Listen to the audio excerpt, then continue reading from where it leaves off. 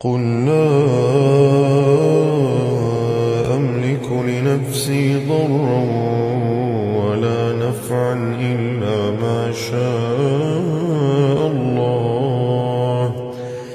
قل لا أملك لنفسي ضرا ولا نفعا إلا ما شاء الله.